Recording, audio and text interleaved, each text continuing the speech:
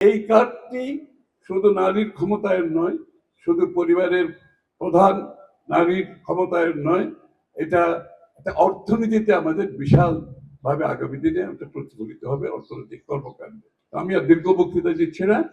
যারা আজকে এই আমরা যাদের কাছে পৌঁছে দিতে পারেছি, আমি আনন্দিত যে এখানে আসার আগে আপনাদের টাকা আপনাদের অ্যাকাউন্টে পৌঁছে গেছে। এই যে স্বচ্ছতা, এটা আমরা অব্যাহতভাবে রাখতে চাই। এই কার্ড কিন্তু স্মার্ট কার্ড। এই কার্ডের মাধ্যমে আগামী দিনে আমরা কিন্তু জাতীয়ভাবে সমস্ত সুযোগ সুবিধা এই কার্ডের মধ্যে দিয়ে আসবো। সুতরাং আপনাদের কোথাও যেতে হবে না। এই কার্ড, এই মাধ্যমে এই যে পাওয়ার আপনার হাতে দেওয়া হয়েছে, ক্ষমতা দেওয়া হয়েছে, এই কার্ড ব্যবহার করে আগামী দিনে আরো অনেক সুযোগ সুবিধা দেওয়ার আমাদের পরিকল্পনা আছে। এবং এই কার্ড সার্বিকভাবে আপনার জীবনের সবকিছুর সাথে যত কর্মযজ্ঞ আছে, যত কর্মকাণ্ড আছে, এই কার্ডের মাধ্যমে আমি পরিচালনা করতে পারবেন আগামী দিনে। আমরা ডিপিআই সেদিকে যাচ্ছি।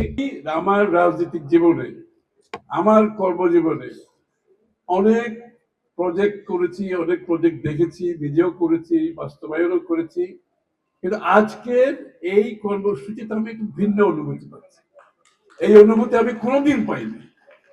বহু কাজ করেছি, কিন্তু আজকের মতো যে অনুভূতি, যেটা আমাকে মানসিকভাবে আমার রাজনৈতিক জীবনে, আমার যে কর্মকাণ্ড, তার মধ্যে এটি একটি মাইলস্টোন হিসেবে আমার জীবনে থাকে।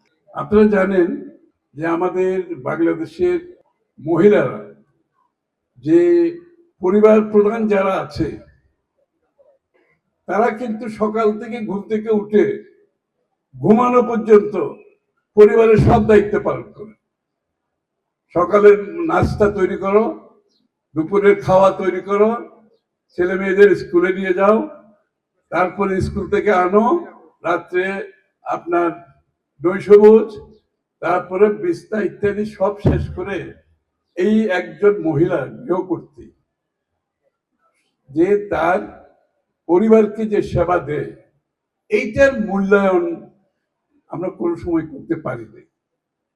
আজকে ফ্যামিলি কার্ডের মাধ্যমে জনাব তারেক রহমান সাহেব যে পিছিয়ে পড়া মানুষগুলো আছে বাংলাদেশের, তাদেরকে মূল্যায়নের জন্য প্রথমে বেছে নিয়েছেন যে আমাদের পরিবারের যিনি নারী প্রধান, তাকে যদি ক্ষমতায়ন করা না যায়, তার যদি সক্ষমতা বাড়ানো না যায়, তার যদি আত্মবিশ্বাস বাড়ানো না যায়, তার যদি সামাজিক সম্মান বাড়ানো না যায়, তাহলে আগামীর বাংলাদেশ করতে পারবো না।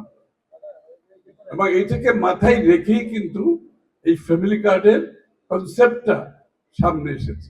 যখন এই কনসেপ্টটা আসছে, এটা কিন্তু ছোটখাটো কোনো প্রকল্প না।